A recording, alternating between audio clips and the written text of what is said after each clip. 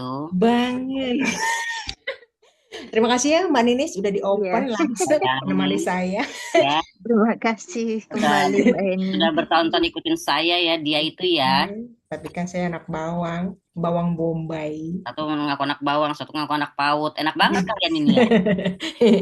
Iya, silakan Om saya. Auzubillahiminasyaitonirrajim. Bismillahirrahmanirrahim. Assalamualaikum warahmatullahi wabarakatuh. Waalaikumsalam warahmatullahi Waalaikumsalam wabarakatuh. warahmatullahi wabarakatuh. Alhamdulillah, alhamdulillah allazi hadana li hadza wa ma kunna linahtadiya laula an hadanallah. Asyhadu an la ilaha illallah wahdahu la syarikalah wa asyhadu anna Muhammadan abduhu wa rasuluh la nabiyya ba'dah. Allahumma salli wa sallim wa barik ala sayyidina Muhammad Rasulillah wa ala alihi wa ashabihi man tabi'ahu wa walah wa la haula wa la quwwata illa billah. Rabbi shrah li sadri wa yassir li amri wal 'uqdatam min lisani yafqahu qauli amma ba'du. Entah kalau saya sendawa-sendawa maaf ya.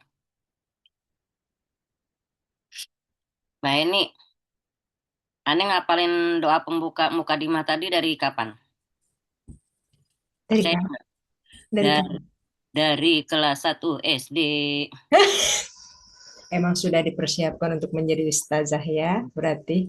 Sering main ceramah-ceramahan. Masya Allah. Baiklah, untuk saya yang baru belajar Hmm, 5 menit sebelum buka Zoom ya. Jadi ya haram malu. bisa ya Mbak Ninis ya, bisa kalau niat main insya Allah. Nah, nggak apa-apa. Semua sama-sama tahu aja, tahu-tahu Baik, sama. Silakan sebelumnya Om Zai. sebelumnya kita minta kesehatan sama Allah Ta'ala. Allahumma inna nas'alukal afwa wal afiyah. Allahumma inna nas'alukal afwa wal afiyah. Allahumma inna nas'alukal afwa wal afiyah. Fi dini wa dunia ya Allah. Berikanlah kami kemaafan dan kesehatan untuk dunia kami dan juga untuk akhirat kami tentu saja. Amin ya robbal alamin. Amin. Amin ya Kita Rabbal alamin. masuk ke bab 20 yaitu tentang sikap kerasnya Rasulullah. Kepada siapa? Kepada siapa? Kepada orang-orang yang senang banget beribadah kepada Allah, tapi di sisi kuburan orang soleh. Banyak nggak kejadian kayak gitu? Banyak. Oh, Sholat dia buat Allah, tapi di kuburan. Nah, gimana nih kalau orang soleh itu yang disembah? Ibaratnya sholat buat Allah di sisi kuburan orang soleh aja Nabi nggak mau, nggak ngasih, apalagi nyembah yang punya kuburan. Maka hadisnya dari Aisyah, diriwayatkan dalam Sahih Al-Bukhari dan Muslim. Dari Aisyah radhiyallahu anha bahwasanya Ummu Salamah bercerita kepada Rasulullah Shallallahu Alaihi Wasallam tentang gereja yang di dalamnya ada rupaka-rupaka. Tahu rupaka nggak? Tumben Mama malam malam ini kajian. Senin malam. Oh iya. udah biarin aja. Kita emang kajian jadwalnya. Rupaka itu kayak ini loh Mbak, kayak mural dinding itu yang tapi hidup gitu. Kan kalau di gereja tuh rupakanya itu berbentuk Ah, Yesusnya, Bunda Maryamnya, my God. Ya. ya. Jadi Ummu Salamah waktu itu jalan-jalan dia ke Habasyah, yaitu Ethiopia. Masuk ke dalam gereja, dilihat banyak rupaka-rupaka. Diceritalah sama Nabi SAW. Maka kata Nabi, mereka itu kalau ada orang yang soleh atau seorang hamba yang soleh meninggal, mereka pasti bangun tuh di atas kuburannya, sebuah tempat ibadah. Terus mereka bikin di dalam tempat itu rupaka-rupaka. Nah, mereka itulah sejelek-jelek makhluk di hadapan Allah, tuh kata Nabi. Jadi kalau ada orang zaman sekarang yang bikin eh, apa namanya makam orang soleh kah, makam wali kah, habib kah, dibangunlah, dikasih foto lah. Nauzubillah, jangan sampai kena sama hadis ini. Ya, kata Nabi, mereka adalah sebagai sejelek-jeleknya makhluk karena melakukan dua fitnah sekaligus. Apa dua fitnah? Di Stabilo ini ya teman-teman yang punya bukunya. Bahwa kita kalau tauhid itu harus siap sedia pulpen hitam, merah, biru, dan stabilo. Cakep. Fitnah apa? Pertama, fitnah memuja kuburan. Ya, fitnah memuja kuburan dengan cara mereka membangun tempat ibadah di atasnya. Fitnah yang kedua, fitnah membuat rupaka-rupaka itu.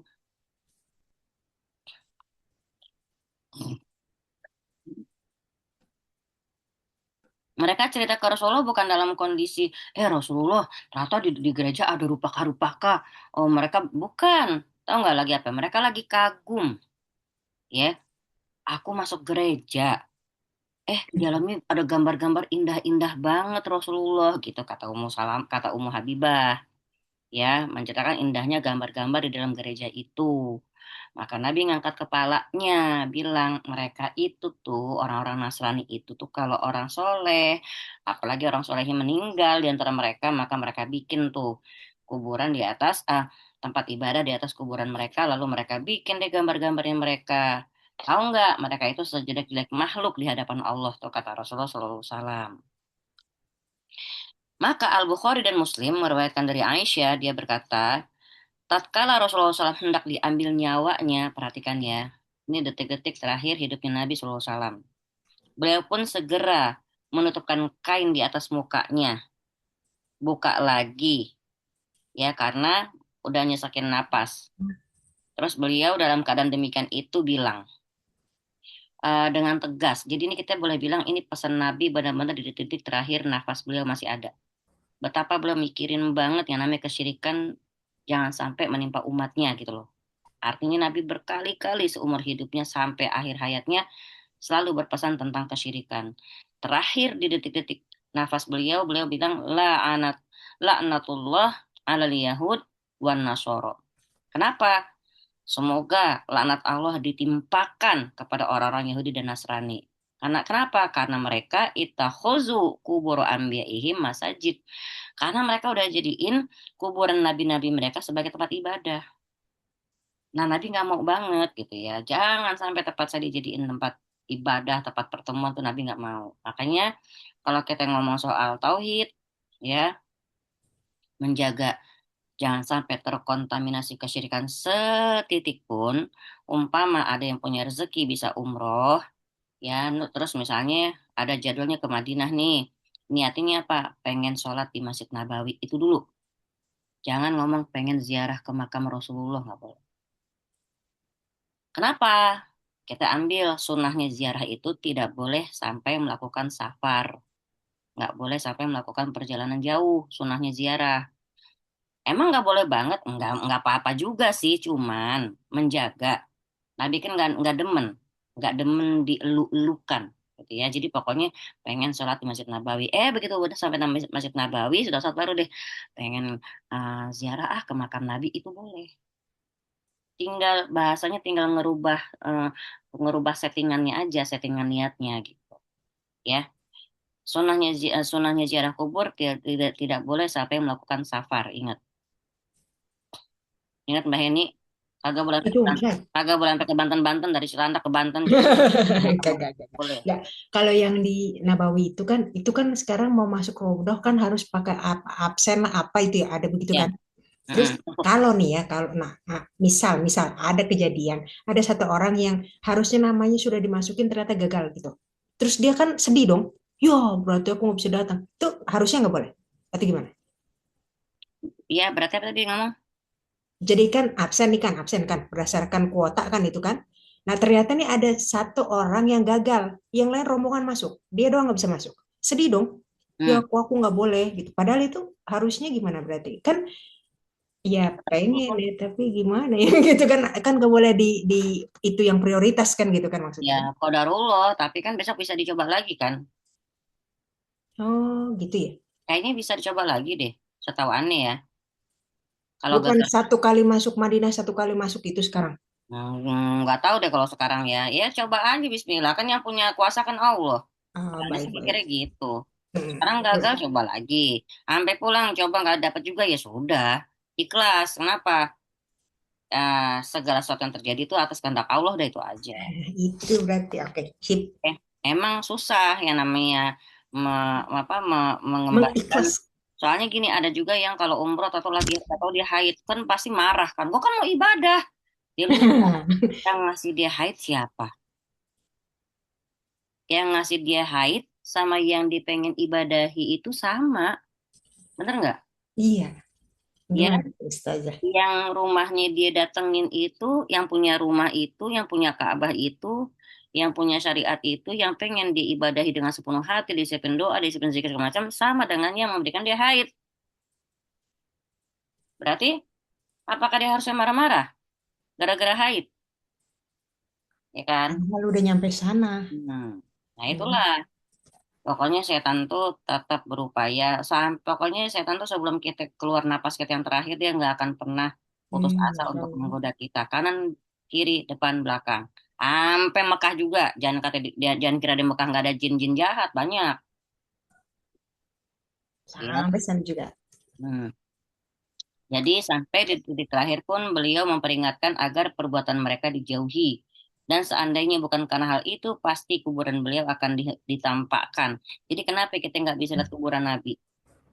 Biar orang nggak ada yang benar-benar menuhankan Nabi kita Muhammad SAW Barik alaihi. Cuman dikhawatirkan akan dijadikan sebagai tempat ibadah. Makanya tempat makam Nabi itu eh, mengalami renovasi ya di kekhalifahan masa Umar bin Khattab, apa Umar bin Abdul Aziz, nah lupa. Pokoknya eh, dua kali perbaikan. Jadi yang kedua kali itu dibikin arahnya itu nggak ketahuan. Pokoknya orang nggak akan pernah bisa sholat menghadap Raudhah, menghadap makam Nabi langsung tuh nggak bisa. Tempatnya tuh diupayakan sedemikian rupa, jadi pokoknya nggak strategis aja ya.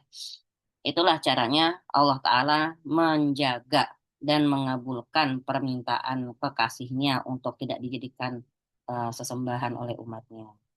Muslim meriwayatkan dari Jundab bin Abdullah, dia berkata, aku mendengar Nabi SAW 5 hari sebelum wafat. Tandain tuh 5 hari sebelum wafat. Apa kata Nabi? Ini abro'u ilallahi ayyakuna li minkum khalilun.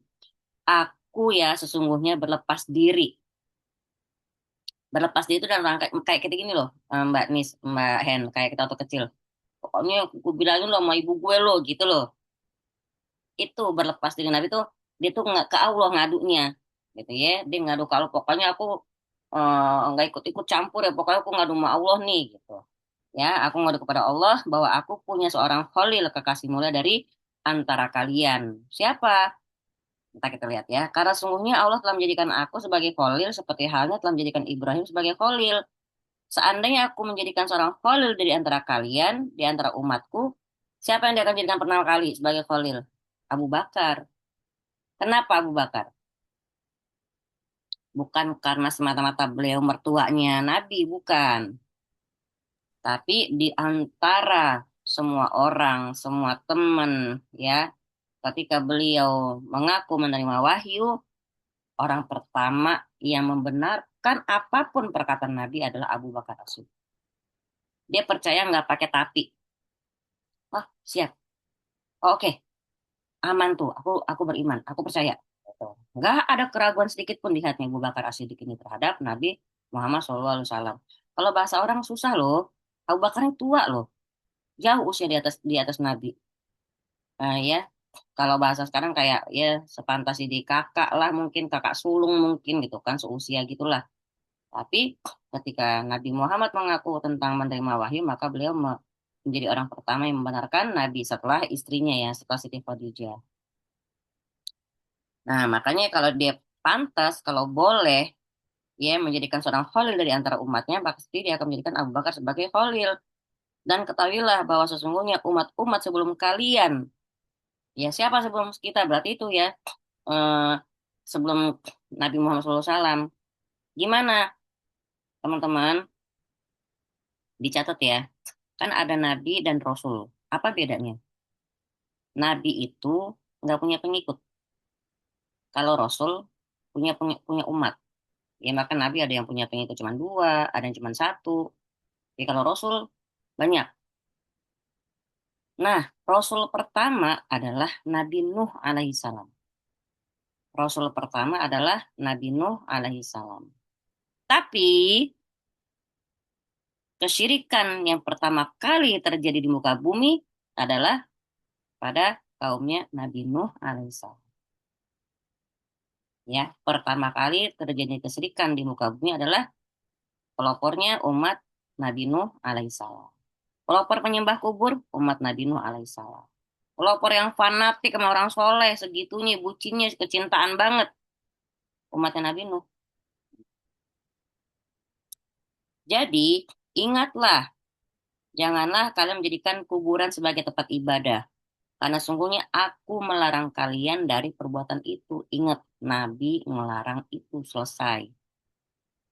Ya, jadi Nabi sampai di akhir hayatnya pun masih benar-benar pesannya itu terus. Ya,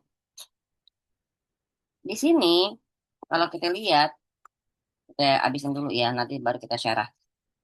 Rasulullah SAW menjelang akhir hayatnya sebagaimana dalam hadis Jundab bin Abdullah tadi telah melarang umatnya untuk menjadikan kuburan sebagai tempat ibadah.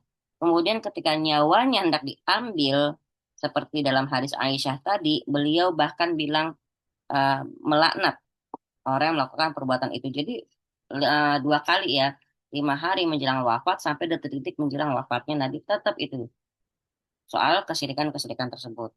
Sholat di sekitar kuburan termasuk pula dalam pengertian menjadikan kuburan sebagai tempat ibadah. Dan inilah makna dari kata-kata Aisyah dikhawatirkan akan dijadikan sebagai tempat ibadah. Karena para sahabat belum pernah membangun masjid atau tempat ibadah di sekitar kuburan beliau.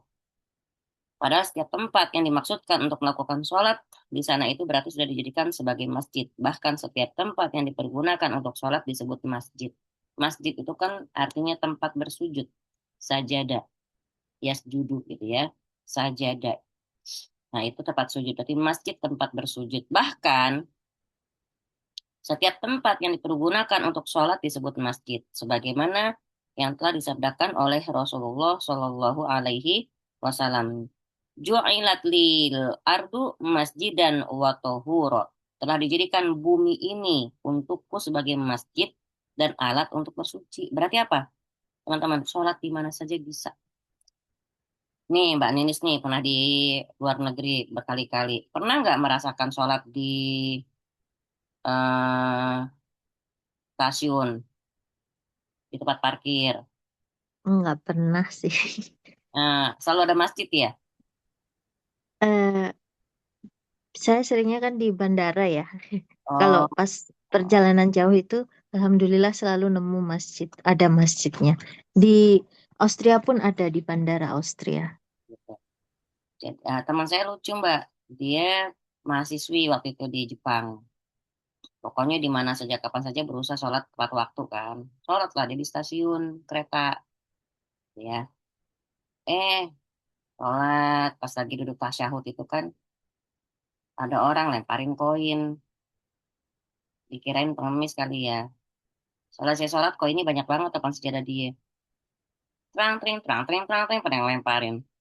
Dia nggak minta loh, dia cuma dia lagi sholat mau loh. Begitu, assalamualaikum, assalamualaikum, koin udah banyak di sejadah dia. Langsung jajan pulang ya, langsung jajan. Nah, kagak tahu dah itu ya, lucu deh waktu itu. Jadi artinya apa Mbak? Di mana saja bumi Allah ini suci untuk kita jadikan tempat sholat. Pak, di tempat parkir boleh, di stasiun boleh, ya di manapun yang kira-kira nggak ngeganggu orang lewat. Dan Imam Ahmad meriwayatkan hadis marfu dengan sanad jayyid dari Ibnu Mas'ud radhiyallahu anhu, inna inna min syirarin nas man tudrikuhumus sa'ah wa hum ahya walladzina yattakhizuna al-qubura masajid. Sungguhnya termasuk sejelek-jeleknya manusia adalah orang-orang yang masih hidup ketika kiamat terjadi dan orang-orang yang menjadikan kuburan sebagai tempat ibadah. Jadi jangan sampai kita ketemu sama hari kiamat. Anak cucu kita juga jangan sampai. Karena memang banyak hadis yang menyebutkan seburuk-buruk makhluk adalah yang ketemu sama hari kiamat. Gitu ya. Alhamdulillah. Yang kita bisa ambil faedah dari hadis ini adalah ya eh, yang laknatullah ya. Laknatullahi alal Yahud, kata Nabi SAW. Pokoknya Allah melaknat orang Yahudi, kata Rasulullah. Apa yang kita bisa ambil, Mbak? Di sini ada, boleh catat ya, ada 5 faidah yang bisa kita ambil dari hadis kedua. Dalil kedua ya. Pertama apa? Satu, sakit menjelang meninggal dunia. Ya, sakit menjelang meninggal dunia itu tidaklah menghalangi Nabi untuk menyampaikan kebenaran dan membantah kebatilan. Bahasa kita nih. dakwah terus sampai napas lepas, ya. Sakit menjelang meninggal dunia tidak menghalangi Nabi untuk menyampaikan kebenaran dan membantah kebatilan.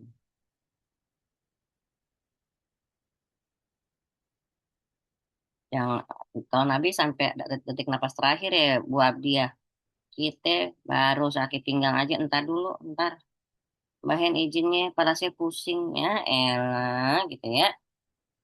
Kedua, dakwah terhadap tauhid, ya, dakwah terhadap tauhid dan menjauhi kesyirikan, dakwah terhadap tauhid dan menjauhi kesyirikan tetap beliau sampaikan hingga menjelang meninggal dunia.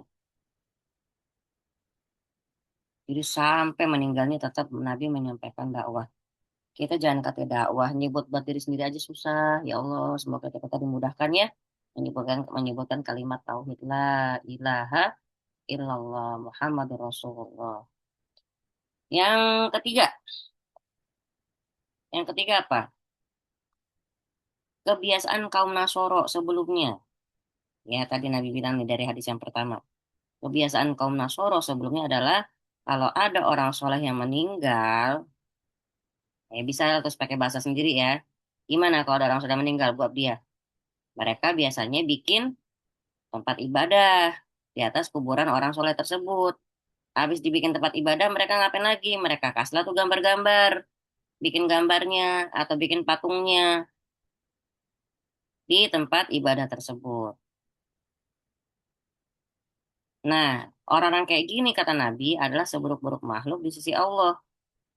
Dan Nabi pesen banget, kebiasaan buruk ini jangan sampai kita tiru. Jangan sampai kita membangun kuburan orang soleh di areal masjid sebagai bentuk pengagungan kepada orang soleh tersebut. Maaf, masih banyak pesantren-pesantren yang kuburan kiainya di dalam masjid. Saya pernah ketemu gitu pas lagi salat tarawih. Imam, depan imam ada triplek kan. Itu di balik triplek apaan? Itu kuburan itunya, kiainya lah. Ngapain ditaruh dalam masjid gitu. Berhentilah diriku tarawih di situ. Ketiga ya, kebiasaan orang Nasoro itu kalau ada orang soleh yang meninggal, maka mereka akan bangun tempat ibadah di atas kuburan orang soleh tersebut. Lalu mereka kasih gambar-gambar, mereka kasih patung-patung di tempat ibadah itu. Sebagai apa kata mereka? Sebagai bentuk pengagungan kepada orang-orang soleh tersebut. Dan Nabi ngelarang banget hal ini. Jangan sampai kita meniru perbuatan kaum Nasrani itu. Yang keempat gimana faedahnya? Apa kata Nabi? Larangan keras beribadah kepada Allah di sisi kuburan orang soleh. Jadi kalau ada keluarganya, kerabatnya, ya mau ziarah makam, pesen jangan sholat di makam ya, ngikutin. Kan kok sholatnya ke Allah? Iya, ada larangannya. Beribadah atau sholat kepada Allah di sisi kuburan orang soleh. Bahasa kita, emang nggak ada tempat lain? Ya kan? Nggak ada tempat untuk sholat? Banyak. Nah, kenapa ya alasannya sholat di sisi kuburan orang sholat? Pasti mereka mikirnya apa? Menganggap tempat itu lebih mudah terkabulnya doa. Bener nggak? Siapa tahu ijabah. Kan ini orang soleh, kan ini wali. Bener nggak Mbak Bia? Orang-orang tua biasa begitu kan? Wali nih, orang soleh banget nih. Siapa tahu gara karena kesolehan dia ntar doa kita cepat ijabah. Salah. Nah, ini sudah diperingatkan keras oleh Nabi kita Shallallahu Alaihi Wasallam. Apalagi ibadahnya bukan sama Allah. Ibadah kepada Allah aja kagak boleh di sisi kuburan orang soleh. Itu ya.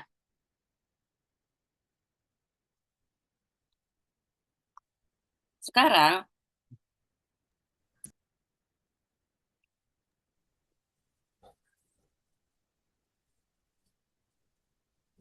nah, ini ya.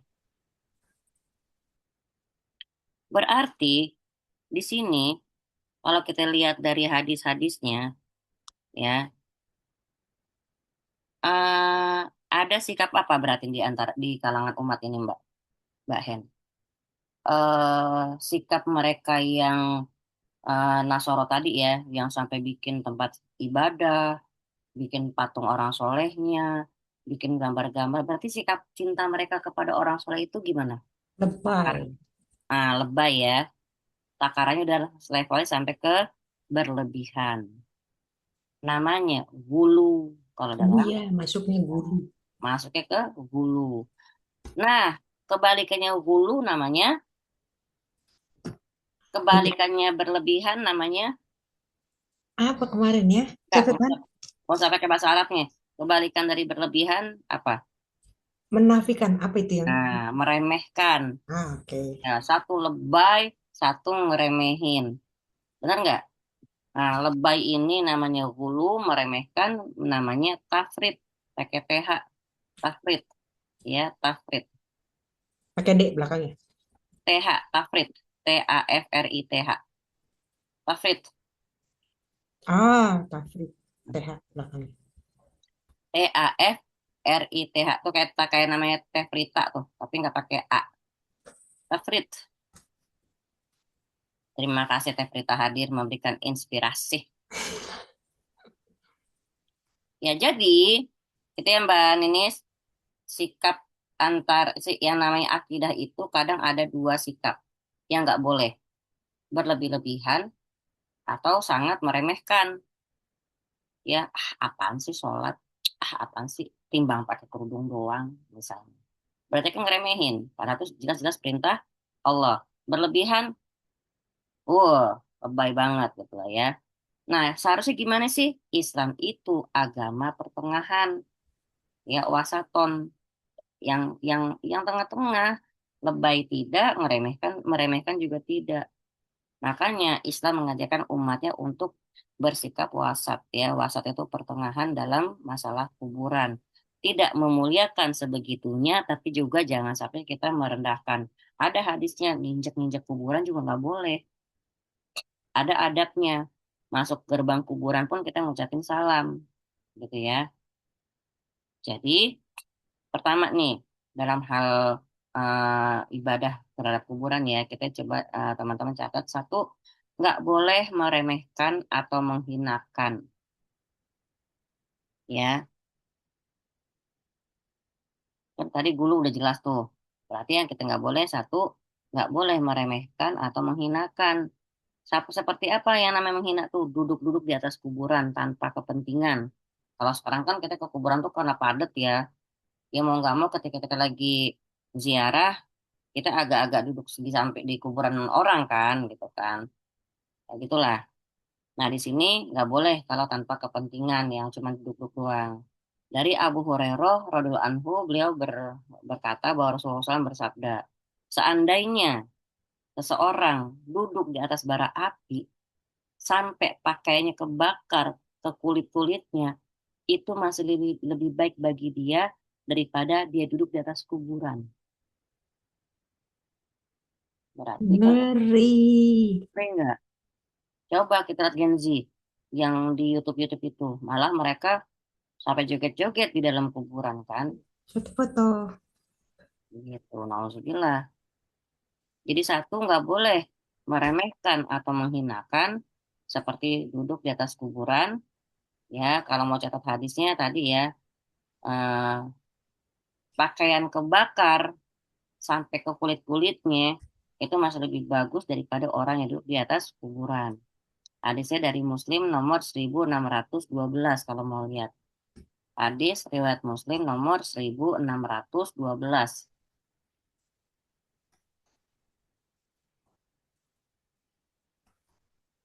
Kalau tadi pertama nggak boleh menghinakan, nggak boleh merendah-rendahkan, nggak boleh meremehkan, berarti yang kedua kira-kira nggak boleh apa? Kak Hen?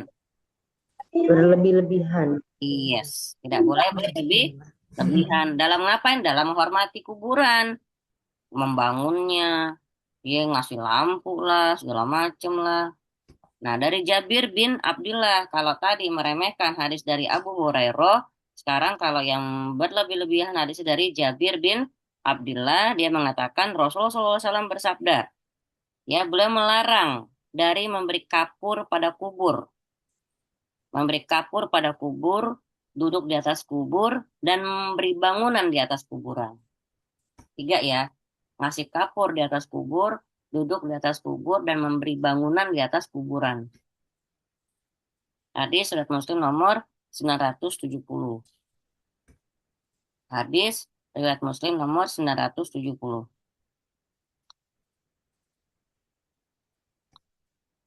Nah, sebelum kita ke kaum Nasrani lagi nih,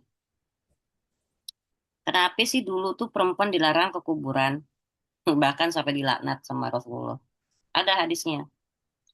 Ya, Rasulullah SAW melaknat kaum wanita yang menziarahi kuburan. Jangan protes dulu ya, ini kalimatnya jelas nih.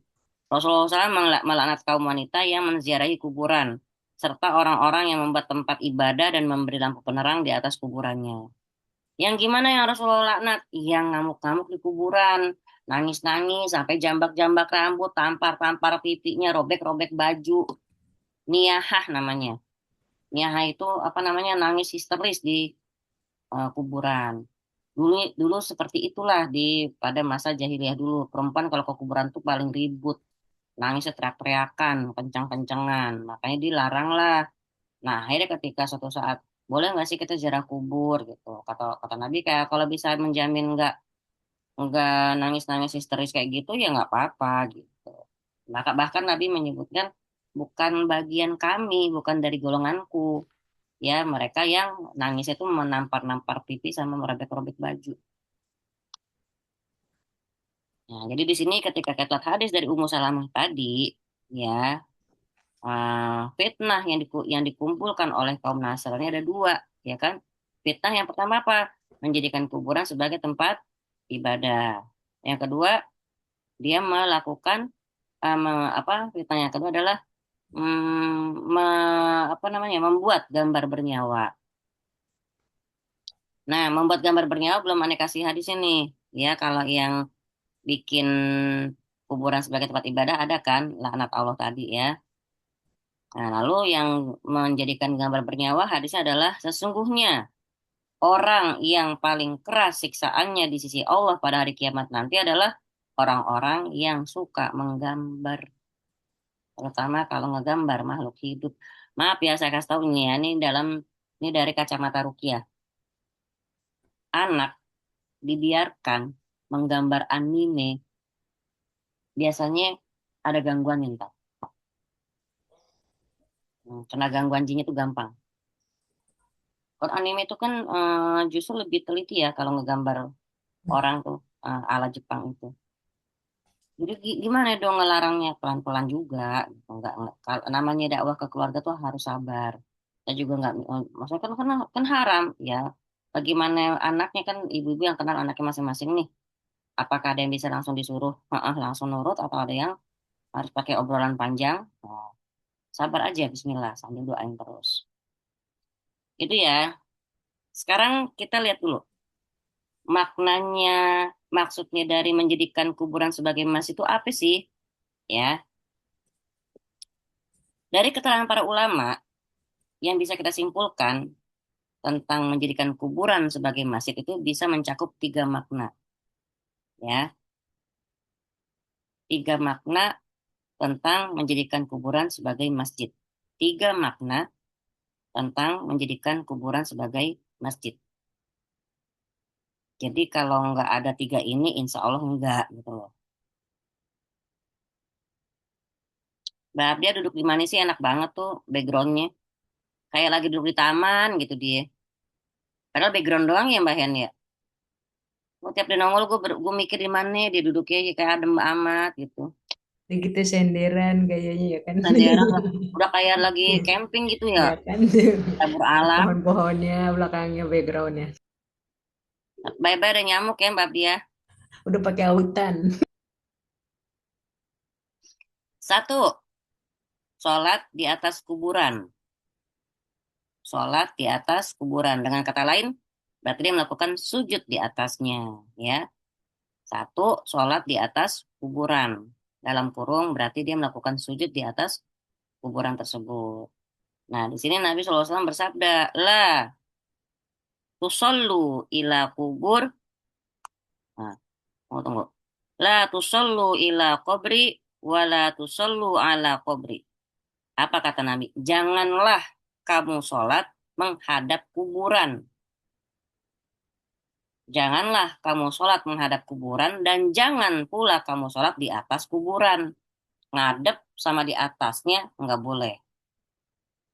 Oke, hadis riwayat Tobroni. Janganlah kamu sholat menghadap kuburan dan jangan pula kamu sholat di atas kuburan.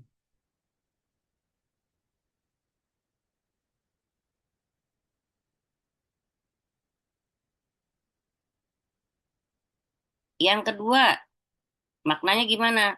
Sujud, sholat, berdoa, menghadap kuburan. Ya, sujud, sholat, dan berdoanya menghadap kuburan. Hadisnya sama kayak tadi. Janganlah kalian duduk di atas kuburan dan jangan pula kalian sholat dengan menghadap ke arahnya. Sujud, sholat, dan berdoa menghadap kuburan. Di antaranya dalilnya itu adalah hadis Nabi SAW, janganlah kalian duduk di atas kuburan dan jangan pula kalian sholat dengan menghadap ke arahnya. Nah, anak hadis dari siapa? Anas bin Malik radhiyallahu anhu. Kata beliau gini, aku pernah sholat dekat kuburan nih kata Anas bin Malik. Aku pernah sholat di atas kuburan. Umar bin Khattab lihat, lalu langsung dia ngomong sama Anas bin Malik, kuburan, kuburan gitu. Maka aku pun langsung mengangkat pandanganku ke langit, karena aku mengira beliau mengatakan komar, Ku- eh, kubur, kubur gitu kan, kubrun, kubrun. Nah, dipikir komar, komar gitu. Jadi ternyata itu tadi nggak boleh, maksudnya kuburan, kuburan, ya, kubur, kubur, kubur, kubur, kubur, komar, komar, komar. Mungkin agak-agak saru ya bahasa suaranya Umar kan. Nah, karena dia lagi nggak sholat di dekat kuburan. Maksudnya hati-hati dah jangan jangan jangan sampai sholat dekat-dekat situ gitu. Oke, jadi kedua maksudnya adalah maknanya adalah melakukan sholat, zikir dan berdoa menghadap ke arah kuburan. Yang ketiga gimana? Membangun masjid di atasnya. Seperti hadis dari Ummu Salamah tadi, kok Ummu Habibah ya, Ummu Salamah. Nah, tentang rupaka-rupaka tadi.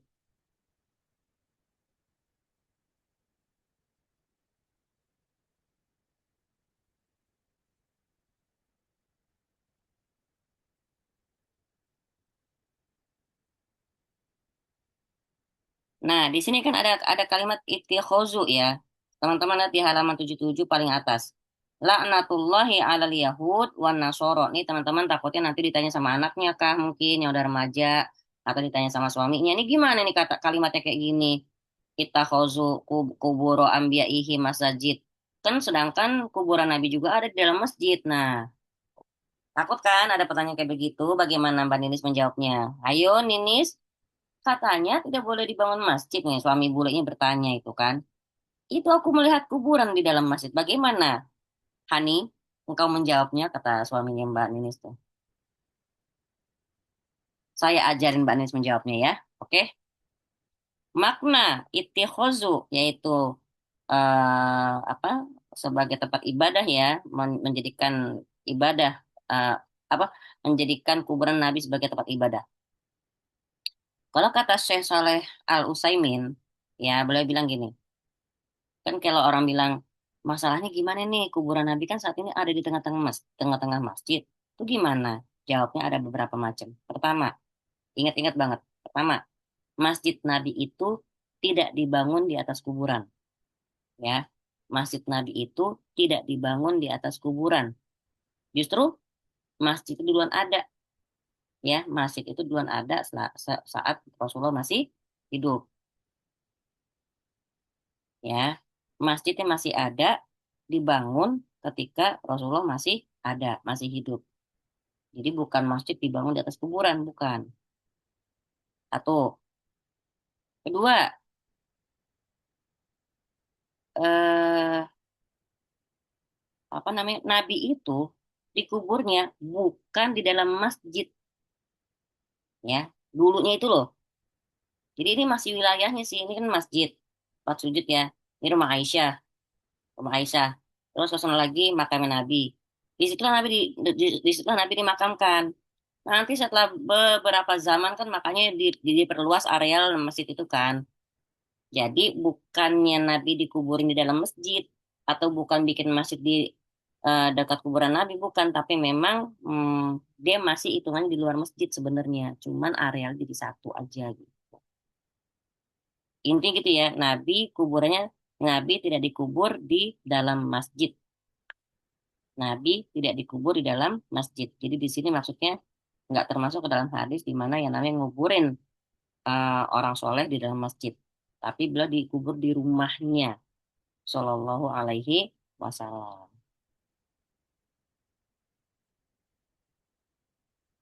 Jadi ini masjid, ini rumahnya istri Aisyah, ini rumahnya, kalau rumah-rumah istri-istri Nabi itu di sekitar situ deh. Nah, Nabi kebetulan kan meninggal di rumah Aisyah. Nah, dimasukkannya rumah-rumah Nabi SAW, di antaranya itu rumah Aisyah juga, tempat Nabi di mana dikubur, dimasukin ke satu area ke dalam bagian masjid itu bukan berdasarkan kesepakatan para sahabat, bukan. Ini terjadi setelah meninggalnya sebagian besar dari para sahabat. Nggak ada yang tersisa waktu itu, kecuali sedikit. Dan itu terjadi di tahun 94 Hijriah.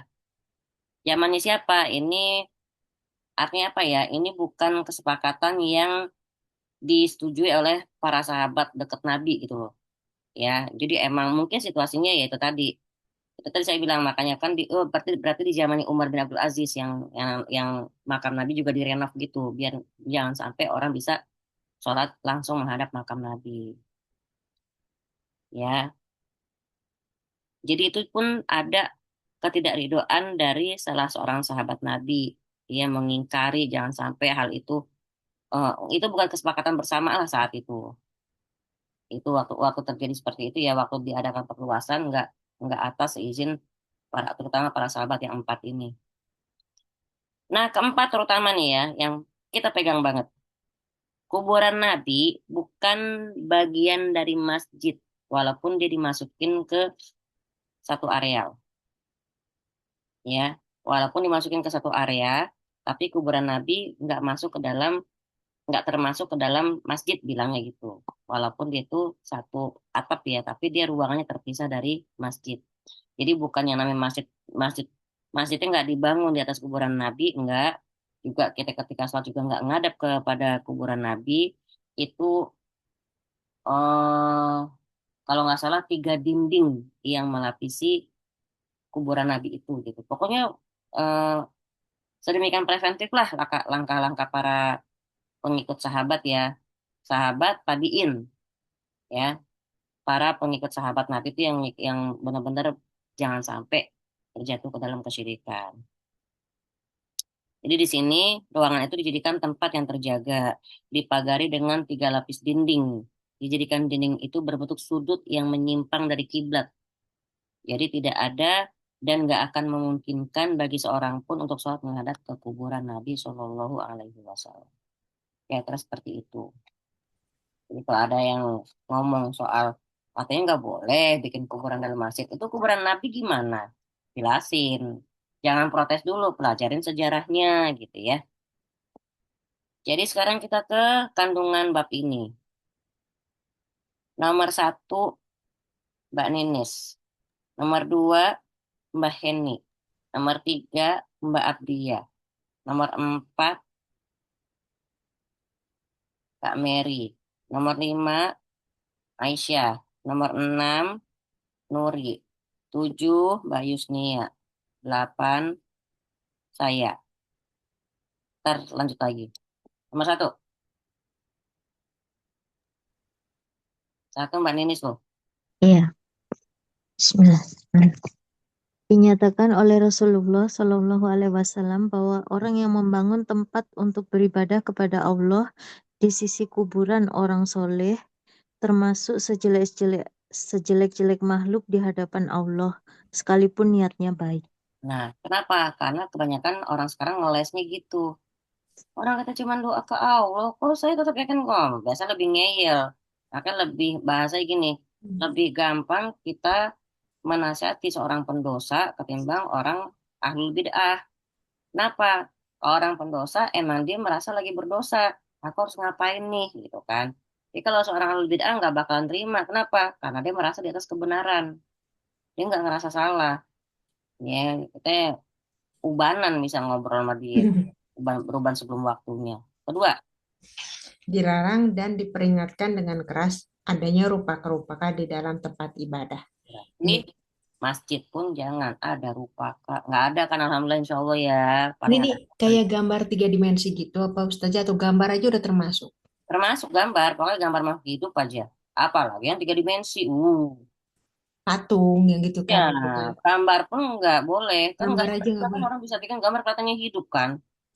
Oh, Masya Allah. Ini guru TK gimana nasibnya Ustazah ya? Gambar kucing, gambar kartun-kartun gitu kan, tapi kan buat Nah, itu masih ada pengecualian. Katanya kalau ada dalam koridor pendidikan, apalagi juga kan kalau biologi juga gitu kan, bikin banget-banget bentuk tangan. eh, Nah, kalau ada unsur pendidikan masih boleh. oh Masya Allah, Alhamdulillah ya. Baik. Tapi dimasukin tuh, jangan sampai mereka mempunyai hobi gambar makhluk hidup ya, Ya, anak-anak ya, ya. ya. Bahkan ikut les gambar yang niat sekali gitu misalnya. Jangan dah. Nah, Baik. nomor tiga, Alhamdulillah terjawab. Mengambil pelajaran dari upaya maksimal yang dilakukan Rasulullah Shallallahu Alaihi Wasallam dalam masalah ini. Bagaimana beliau menjelaskan terlebih dahulu kepada para sahabat bahwa orang yang membangun tempat ibadah di sekitar kuburan orang solih termasuk sejelek-jelek makhluk di hadapan Allah. Kemudian 5 hari sebelum wafat, beliau mengeluarkan pernyataan yang melarang umatnya menjadikan kuburan-kuburan sebagai tempat ibadah. Terakhir, beberapa saat menjelang wafatnya, beliau masih merasa belum cukup dengan tindakan-tindakan yang diambilnya, sehingga beliau melaknat orang-orang yang melakukan perbuatan ini. berarti kesimpulannya, Mbak Dia, Rasulullah SAW tidak bosan-bosannya untuk memperingatkan umatnya dari perbuatan syirik ini, gitu ya. Sampai detik mau wafat aja masih itu yang dia pesenin. Oke, nomor 4. Rasulullah melarang pula perbuatan tersebut dilakukan di sisi kuburan beliau, sebelum kuburan itu sendiri ada. Sebelum Rasulullah meninggal kan, berarti udah mesen banget. Janganlah jadikan kuburanku sebagai tempat ibadah. Kelima, Menjadikan kuburan nabi-nabi sebagai tempat ibadah merupakan tradisi orang-orang Yahudi dan Nasrani. berarti kalau ada yang ngikutin, udah termasuk apa Aisyah? Termasuk tasyabuh ya, meniru ya. Nah, jangan sampai, nauzubillah. Kalau udah ajakin ziarah makam, jangan ke ibadah, bilangin Aisyah. Oke, Iya saja. baik. Keenam, enam kayak Nuri deh. Nuri, Saya aja Ustazah, saya. oke. Menuri, boleh diganti. 5, 4, 3, 2, 1, ganti. Rasulullah melaknat mereka karena perbuatan mereka ini. Kenapa? Buatan mereka ngapain? Ngikut-ngikutin. 2, Terus fitnah. bukan beribadah kepada, Melakukan 2 fitnah. oh iya yang tadi ya, Fitnah pertama, karena mereka bangun di atas kuburannya untuk beribadah. fitnah kedua, Ada rupaka-rupaka itu. Alhamdulillah tercatat baik. 7, Bayusnia.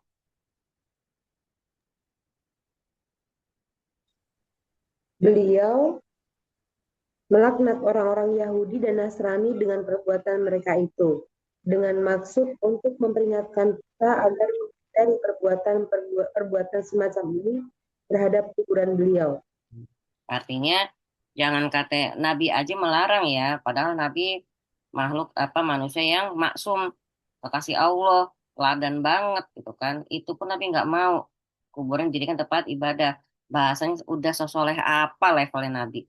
Apalagi timbang orang soleh zaman setelah beliau gitu ya.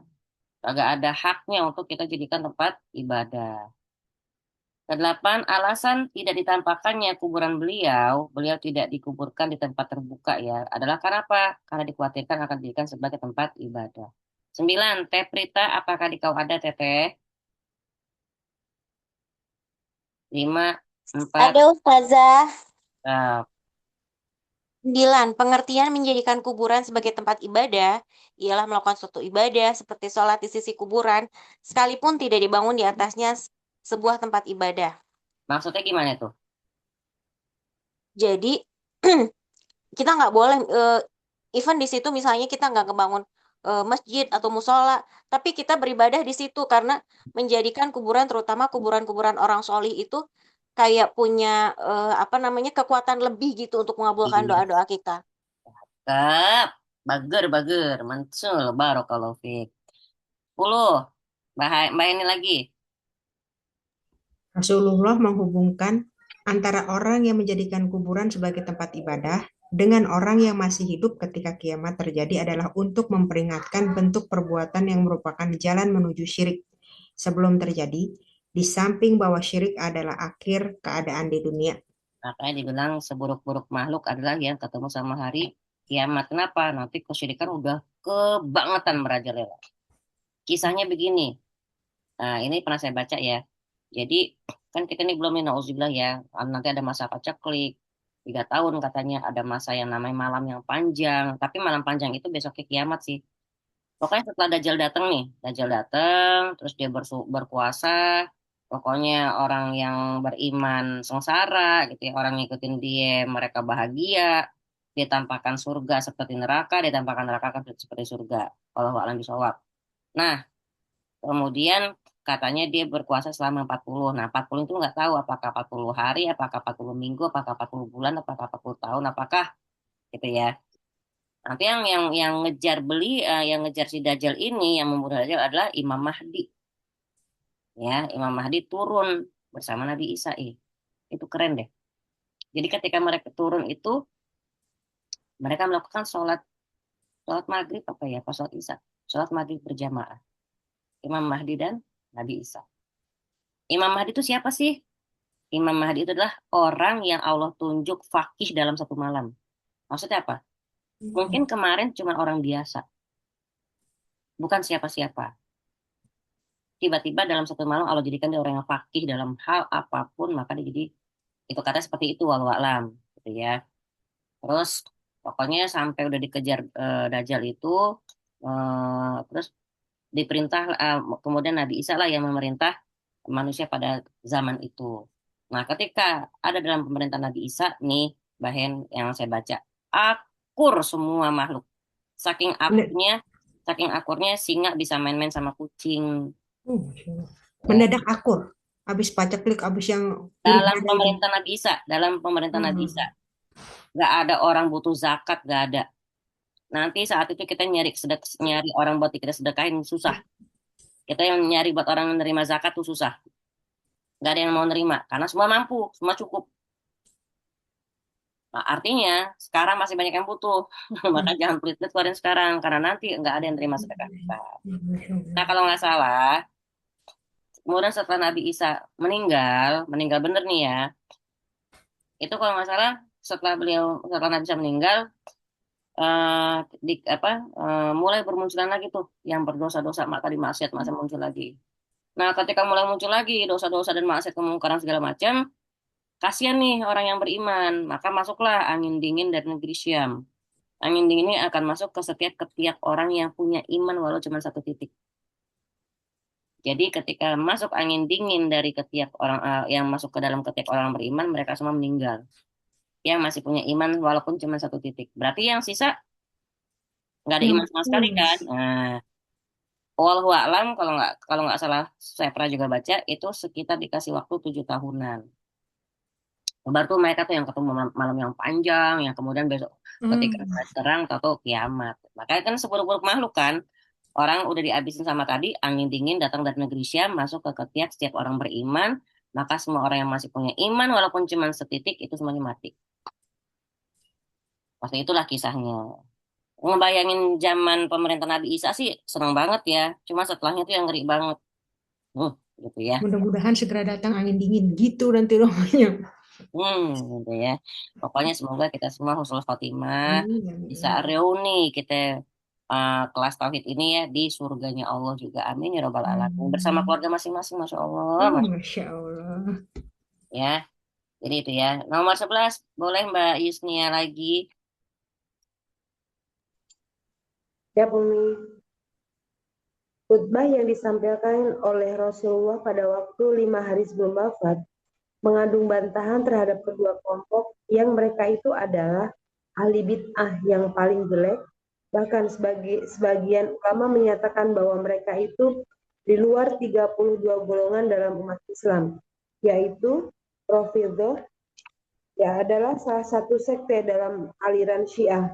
Mereka bersikap berlebih-lebihan terhadap Ali dan Ahlul Bait, dan mereka menyatakan permusuhan terhadap sebagian besar sahabat khususnya Abu Bakar dan Umar. Dan Jamiyah, yaitu aliran yang timbul pada akhir khilafah Bani Umayyah disebut demikian karena disebutkan bahwa nama tokoh mereka yaitu Jahim Bin bin Safwan. Safwan At-Tirmizi yang terbunuh pada tahun 1228 Hijriah. Di antara pendapat aliran ini adalah menolak kebenaran adanya asma dan sifat bagi Allah. Mereka menurut anggapan mereka, asma dan sifat adalah ciri khas makhluk, maka apabila diakui dan ditetapkan untuk Allah, berarti menyerupakan Allah dengan makhluknya. Dan karena Rafidhollah, kemusyrikan dan penyembahan kuburan terjadi, serta mereka yang pertama kali membangun masjid di dalam kuburan. Di atas kuburan. Ya, di atas kuburan. Nauzubillah ya. Tuh Syiah paling sesat tuh. Nauzubillah. Kemudian Jahmiyah yang itu yang dia mengingkari masa Allah maha mencintai, masa Allah maha melihat, masa mendengar kayak makhluk dong, jangan sama-samain gitu. Jadi mereka nerima sebagian, menolak sebagian tuh Jahmiyah. Ahlus sunnah wal jamaah harusnya gimana? Mengimani apapun yang harus diimani. Sami'na wa ata'na udah gitu ya. Tapi memang ya kayak gitulah kadang memang setan ya. Nah, apa namanya? Jadi di sini ya kita udah tahu ya awalnya kemusyrikan itu yaitu dibawa oleh si Rafidhah dan Jahmiyah. Yang ke-12 Mbak Abdiah,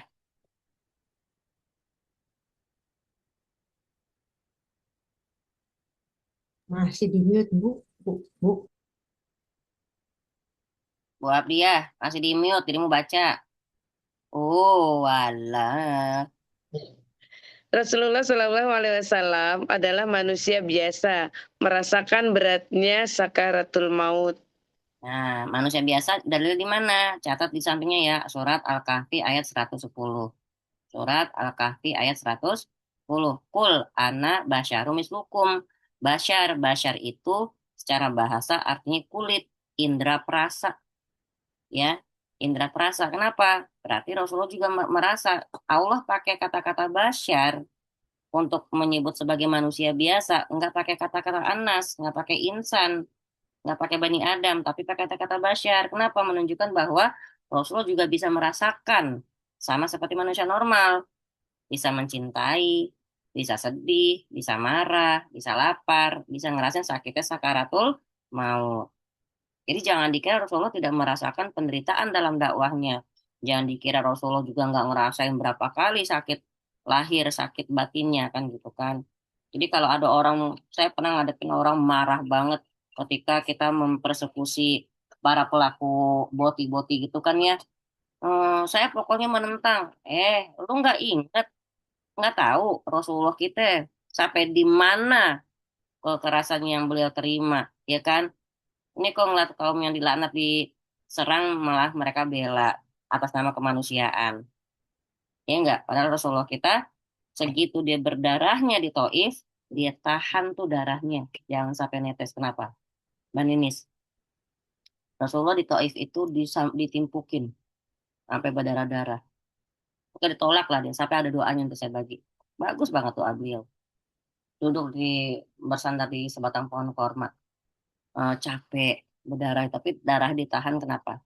Karena kalau sampai darah itu netes setetes aja ke tanah itu apa halal untuk Allah menurunkan azab buat kaum Taif saat itu. Rasulullah tahan coba biar nggak netes.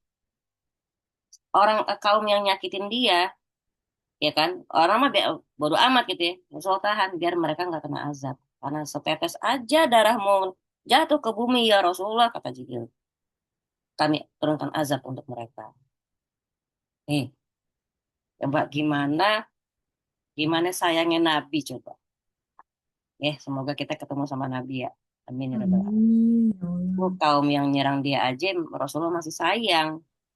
Gimana kita, semoga kita jangan jadi orang yang meremehkan Nabi, jangan sampai kita jadi orang yang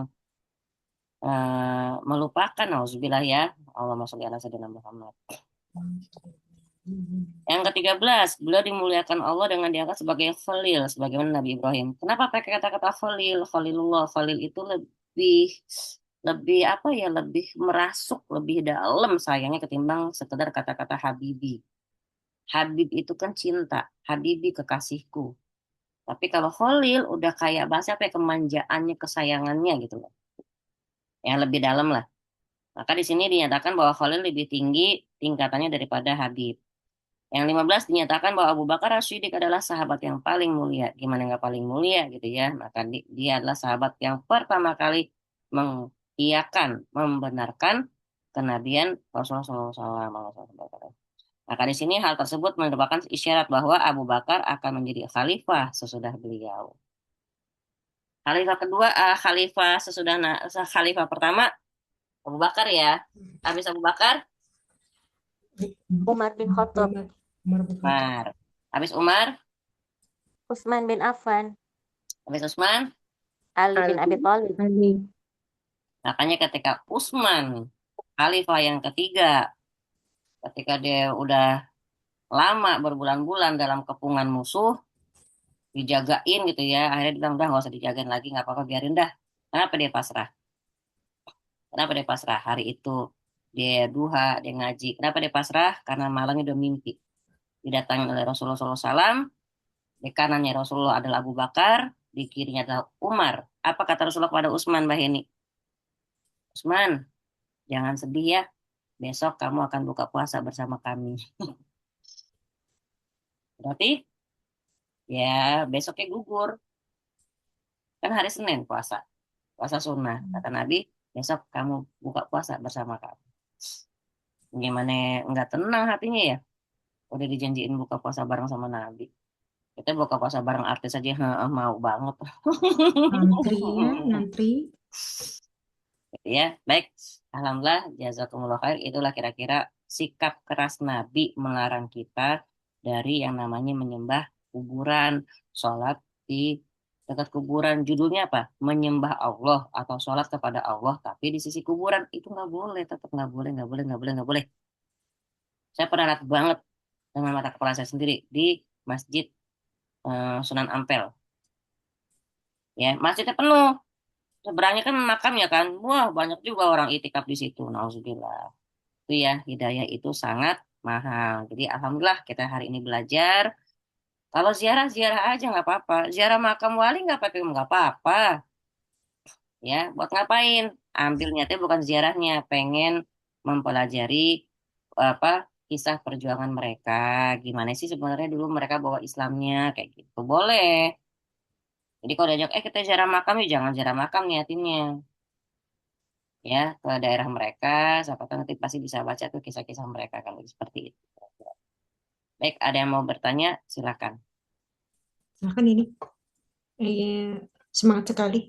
Masih waktu, masih banyak sekali. Masih banyak banget. Berarti Say, kalau yang kayak ke makam wali itu ya, kan di sampingnya misalnya di seberang jalannya ada masjidnya. Nah kita mah sholat di masjidnya nggak apa-apa dong berarti. Tapi yang bermasalah tuh kalau di kuburannya kan gitu. Apa di dekatnya itu juga udah no, nggak usah. Eh, kalau masih di tempat lain, mendingan di tempat lain. Oke. Jangan sampai kita kena dengan hadis yang dibilang tadi Deketan. menghadapnya kah, gitu kan, atau di atasnya kah, atau di sampingnya. Jangan sampai kena itu, gitu aja. Itu aja kuburan orang soleh aja nggak boleh ya, apalagi orang biasa saja ya kan. Nah, gitu kira-kira. Masih banyak tuh saya ketemu masjid di sekitar saya ada tuh.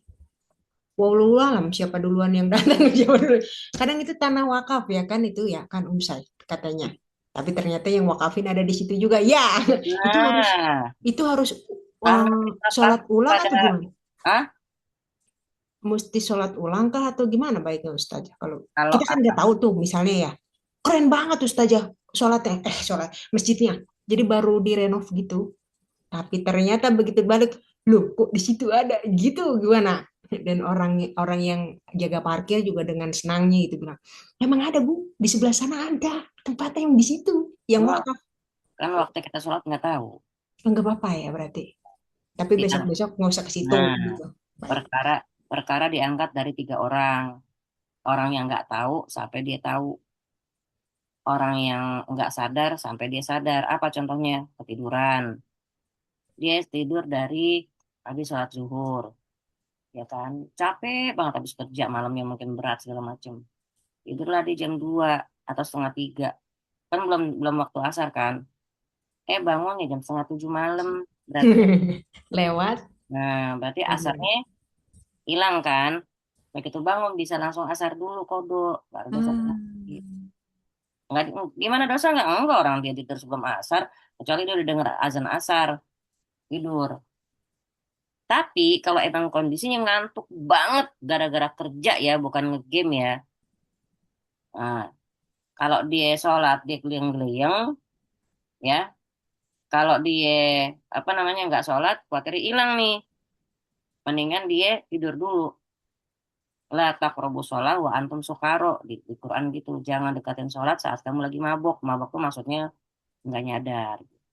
Ini untuk khusus untuk yang pekerja. Satpam misalnya kan pulang udah hampir subuh.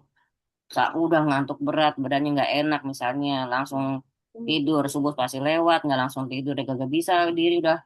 Tuh, dia boleh mendingan tidur dulu. Jadi ada alasannya ya. Hujahnya itu bukan bukan orang yang habis main-main, begadang, enggak. Gitu Mbak Heni. Sama yang ketiga orang lupa sampai diingat. Orang apa tadi saya bilang tak nggak tahu sampai tahu, orang nggak sadar sampai dia sadar, orang lupa sampai dia ingat. Selama dia lupa nggak kena perkara. Orang makan kalau lagi puasa, Ya udah lanjutin lagi puasa lagi. Linda tuh udah rapi makan, rapi minum, baru ingat enak bener nggak tuh? Kita mah ingatnya oh, setengah ditelan, setengah masih di mulut. Bagaimana tuh? Ayo, Sayang banget kan ya? gimana kan? Itu nggak boleh minum dulu ya Ustazah? Kagak Tolong minum. boleh, kagak boleh tuh. Pokoknya begitu ingat langsung. Mm-mm. Sip. Baik, siapa lagi? Ntar saya lagi nih, isinya berarti kelasnya spesial buat saya ntar. Iya. Mentang-mentang jadi admin. Ayo, bagaimana? Siapa yang mau tanya dulu? Silakan. Umi Nuri. Silakan. Jadi kalau yang rumah gimana, Apa tuh rumah? Rumahnya dibangun gitu di atas pemakaman. Nah, ini kan bilang tempat ibadah, sengaja masjid sayang. Kalau rumah nggak apa-apa. Rumah mah nggak apa-apa buat tempat tinggal kan. Tapi kalau sholat di dalamnya? Ya kagak apa-apa itu kan bahasa gini. Membangunnya itu bukan membangun khusus buat tempat ibadah, tapi membangun sebuah rumah. Oh iya. Nggak masalah. Kebetulan aja rumah kita di atas makam, di mana di rumah itu kita juga akan sholat. Kita kan bukan mengkhususkan tempat ibadah ini di atas makamnya. Kebetulan kita tinggal di situ, gitu. Nggak apa-apa itu Mbak. Paling serem aja. Sih, Sama-sama. Mbak Yusnia, Mbak Mary, Mbak Aisyah, Peprita, biasa cerewet nih. Teteh kita nih, mana dia nih? Dia ada Lagi kesempatan. cosplay kalem, Ustazah. Pantas. Beda banget dah. Ya, baiklah kalau nggak ada yang nanya, saya udahin nih. Baik, yuk. 1, 2, 3, 4, 5. Salah. Nah, Itu muridnya 5, siapa ya 4, kan? 3, 2, 1. Aisyah, paham sayangku? Bilang dia, kawan kita. Aisyah, Paham, Ustazah. paham. Mbak Pia, paham ya? Paham lah, Insya Allah, Ustazah. udah pewek begitu, udah paham lah. Mbak Yusnia, insya Allah ya. Kalau paham, Ustazah. Mantap. Pak Mary, gimana sehat Pak Mary? Lagi batuk Ustazah. Hmm, Sama Syafa Ustazah. Kila, Sifan Ajila. Mbak Ninis Hmm. gimana? Nggak sampai kolam renang kan nih dengerinnya? Masya Allah. Enggak, di kamar. Saya ini, Kamar tempat saya ini sholat. nabung, makanya nabung bisa ke Iya. rumah Mbak Ninis, berenang di sono. Masya Nabung. Allah. Ini rumahnya ada di mana tapi Mbak Denis? Curhat di sini. Tabanan Bali. Itu. Iya benar. Yang siap jadi host ya kan nanti Ya, sama insya tamu Allah. ya. Insya Allah, Insya Allah, anak insya PAUD Allah. sama anak PK kerjasama. Oke? Masya Allah, Masya Allah. Ya, tunggu Panglima Admin hadir. Baiklah, kalau gitu insya Allah resume kita kali ini saya minta satu deh. Saya yakin yang insya Allah berani saya tunjuk. Mbak Yusnia, kesimpulan kita malam ini apa sih bab kita? Ya Mas Yusnya. Ayo Mbak Pesan Yusnya. satu, Ya, satu paragraf aja. bahwa sebenarnya ini relate dengan pelajaran yang kemarin ya tentang dulu ya. Tuh. Bahwa tidak bisa berlebih-lebihan gitu. Bahwa ternyata Rasul pun meminta makamnya dia jangan didirikan sebagai tempat ibadah ya Umi ya. Betul. Jadi yang sekarang fenomena-fenomena sekarang gitu sih tadi yang saya tangkap nih. Mungkin bahasanya lebih sederhana, senangkap saya begitu nih. Betul. Apalagi di kampung-kampung yang maaf banget kalau udah namanya ajengannya, ustadznya, kiainya, udah pasti itu makamnya dibangun. Ya kayak kayak kamar lah, ada kelambu lah gitu. Itu banyak banget Bahen. Alhamdulillah ya. Nah, itu juga makanya pernah pernah dijadiin di Kalimantan, pernah dijadiin vlog juga sama salah seorang asli Kalimantan juga. Dia ngajarin kita tentang itulah tipu daya setan karena dia indigo juga. Jadi dia pernah benar-benar apa namanya bahasanya eksperimen ya, eksperimen kepada para jin-jin itu di makam yang katanya kalau kita minta duit bisa dikasih duit. Beneran? Ah, Beneran? jadi dia ke makam itu kan. Jadi kayak semacam rumah, cuma satu kamar, begitu buka tuh langsung sebelah kanan itu makam. Makam itu dibangun tinggi keramik gitu ya, terus dikasih kelambu kuning. Nah, yang mau duduk doa tinggal duduk aja di bawah tuh. Jadi kayak eh, satu kamar kayak ada kasur satu dipan gitu ya. Kita duduk di bawah kayak gitu. Nah, di situ disediain piring kosong sama kain kuning. Jadi yang mau minta duit nih minta apa? Katanya bisa minta duit di situ. Dia juga bilang, ah coba nih teman-teman lihat ya. Benar-benar diputer dari awal sampai akhir. Nih lihat kok kain saya nggak buat-buat. Ini kain kosong ya. Ya. Jadi disuruh ngapain? Oh, dia yang denger dia doang. Oh, disuruh pakai sajen. Pokoknya syaratnya sajen walaupun cuman metik di situ. Kayak kita kan di tauhid, uh, Iya. walaupun cuma seekor lalat gitu kan. Nah, Hmm. dia ngambil lah tuh kuntum melati di depan makam ada pohon melati. Dia ngomong apa sama kita? Tuh teman-teman, saya cuma ngambil melati depan yang nggak pakai pengorbanan aja. Mereka udah ketawa ngakak banget. Kenapa mereka ngakak? Mereka girang. Manusia tuh nurut sama kesuruhan mereka. Saya ambil nih 3 kuntum nih ya, saya taruh di sini teman-teman, dibungkus, taruh di piring, taruh lagi di makam itu, lampunya ditutup lagi. Duduk dia ngapain? Bukan wir, duduk aja duduk. Sampai 2-3 jam kalau nggak salah. Selesai, dibuka, lampunya diambil piringnya, dibuka kain kuning tuh dapat berapa? 300.000. Ada 300.000. Dia ketawa. Emang saya tadi cuma bilang minta buat ongkos doang, dia bilang. Bener nih teman-teman 300. Teman tadi lihat ya saya nggak ngapa-ngapain. Tapi apa yang kita lihat, yang kita dapetin kalau umpama kita percaya kayak tadi, gara-gara cuman sekuntum melati tadi, iman kita tergadaikan. Datanglah ke sana. Kalau orang ini gimana statusnya? Dia lagi ngasih edukasi, lagi menunjukkan bahwa syirik itu seperti ini. Ya, karena saya nggak bilang kelebihan ya, kelemahan dia sebagai seorang indigo yang bisa diperlihatkan. Maka dibilang, tuh lihat ya, saya ngambil sajian cuman 3 kuntum melati aja mereka girangnya bukan main. Gimana sampai orang-orang yang nyediain ayam cemani kah, yang susah nyarinya lah, yang sampai ratusan juta. Sebenarnya syarat-syarat kayak gitu tuh bukan bukan bukan kebutuhan setan, tahu nggak kebutuhan siapa? Kebutuhan dukunnya. Kenapa misalnya kayak orang mau nyantet nih sampai ratusan juta?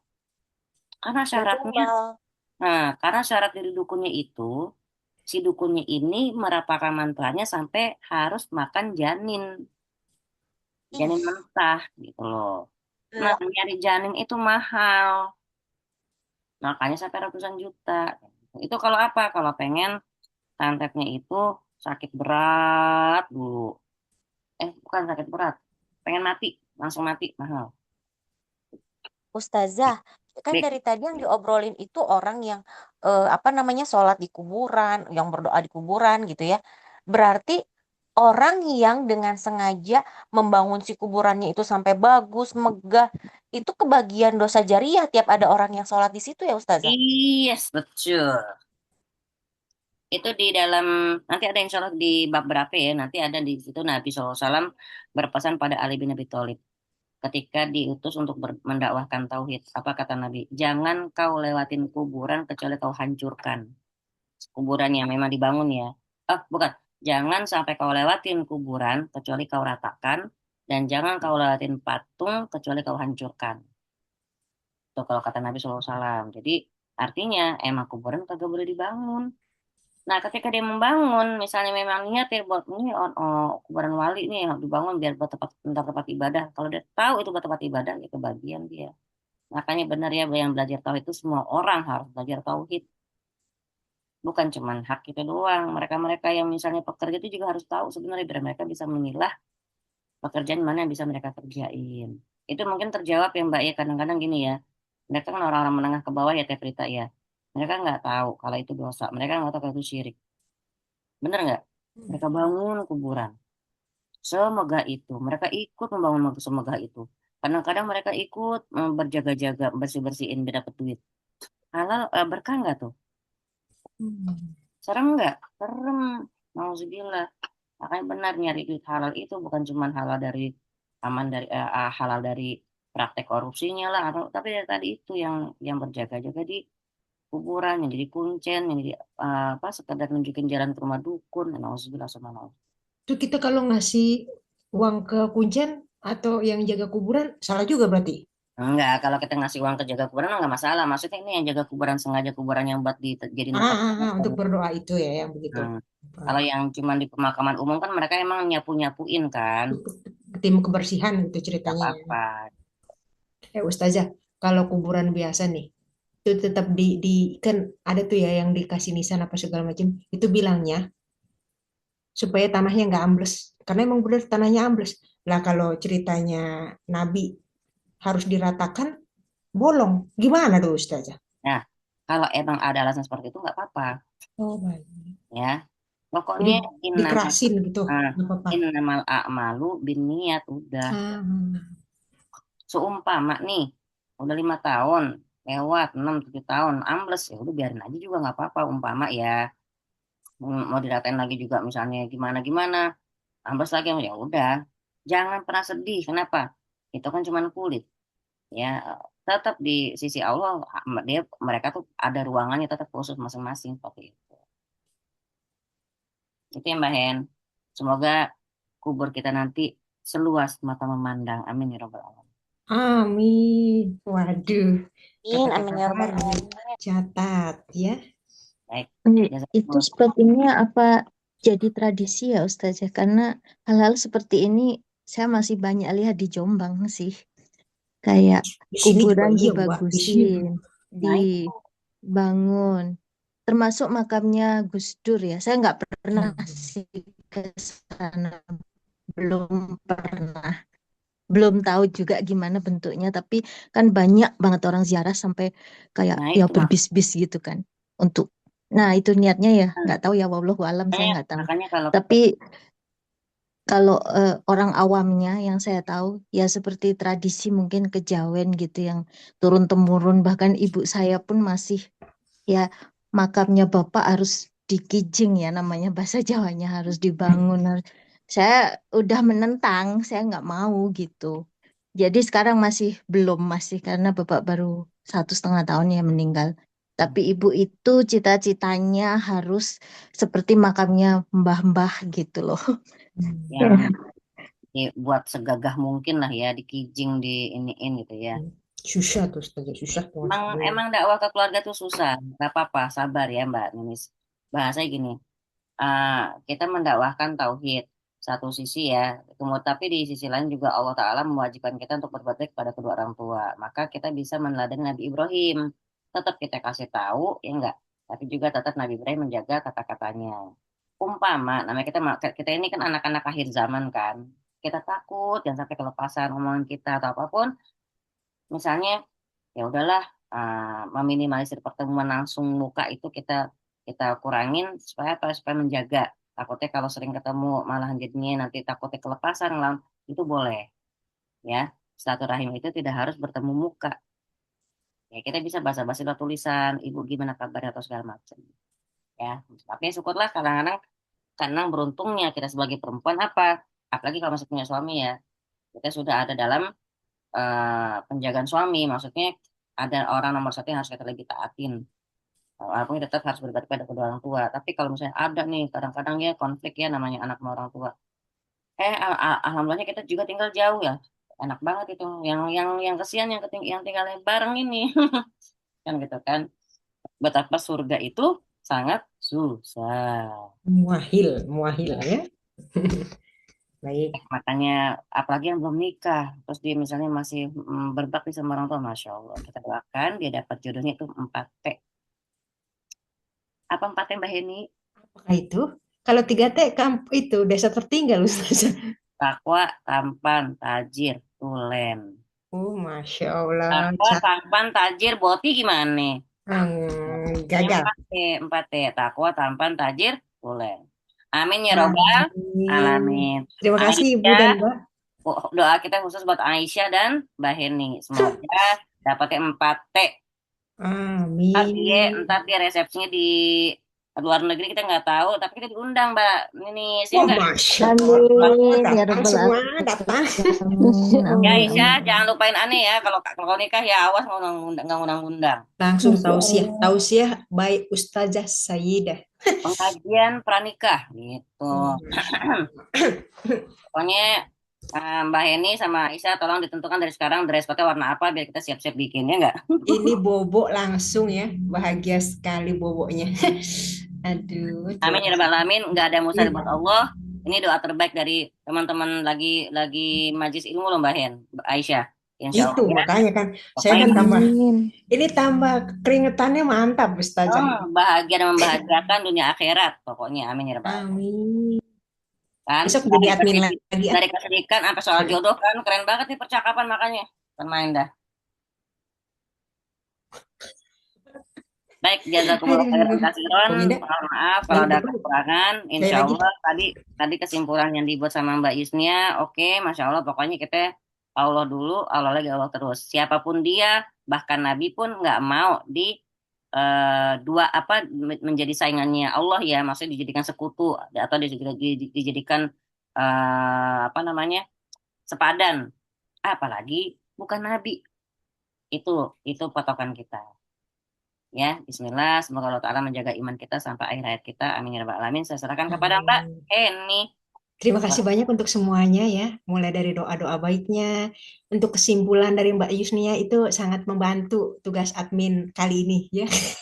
Terima kasih banyak. Kita tutup langsung dengan istighfar 3 kali dan doa kafaratul majlis. Astagfirullahaladzim, astagfirullahaladzim, astagfirullahaladzim. Alhamdulillahirabbil alamin. Subhanaka Allahumma wa bihamdik. Asyhadu an la ilaha illa anta astaghfiruka wa atubu ilaik. Assalamualaikum warahmatullahi wabarakatuh. Waalaikumsalam warahmatullahi wabarakatuh. Terima kasih banyak ya Ustaz, Mbak-mbak dan Ibu semua. Izin Terima kasih Mbak Eni. Sami-sami Mbak, saya makasih banyak.